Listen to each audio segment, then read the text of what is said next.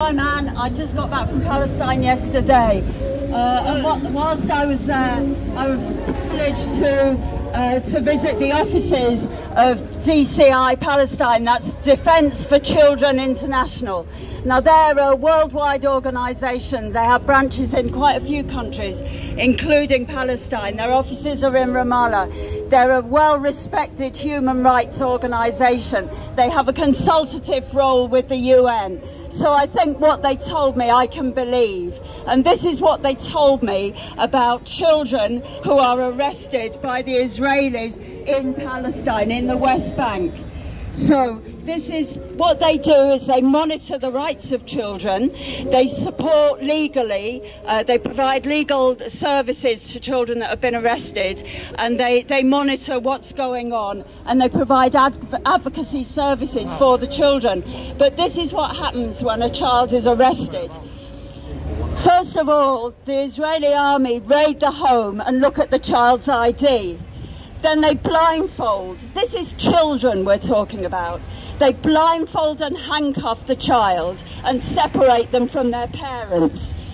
And they can be abused both physically and verbally.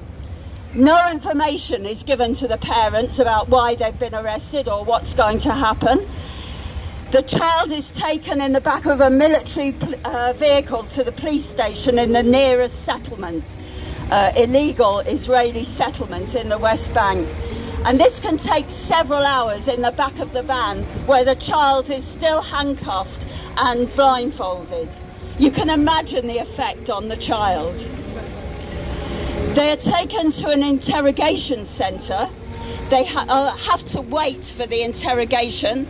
They're denied access to a toilet, and they're denied access to food and water. Then they're interrogated. Verbal, mental and physical pressure is used to get a confession from these children that can be used in court against them. They're threatened by having their house demolished. They're threatened by their parents being arrested or refuse the right to work. They're threatened with other family members being arrested. Surprise, surprise, they generally get a confession. The accusations against the children are usually around throwing stones. The sentence for throwing stones is a maximum of 10 years for throwing stones at a stationary object. For a moving object, it's a maximum of 20 years for throwing stones. The child is then put in solitary confinement with a concrete bed, with a single blanket, with lights always on, and no human contact. They have to appear in court within 72 hours, but think about what's been going on for those 72 hours. The child is completely traumatized. The court is the first time that they can see their lawyer and see their family. The court session is in Hebrew, which most Palestinian children would not understand, and virtually 100% of children are charged.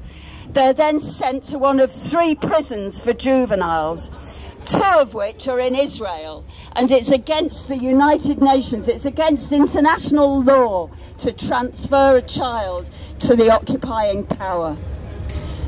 In prison, they get no education, or the Israelis decide what education they get, and they're probably taught Hebrew and maths.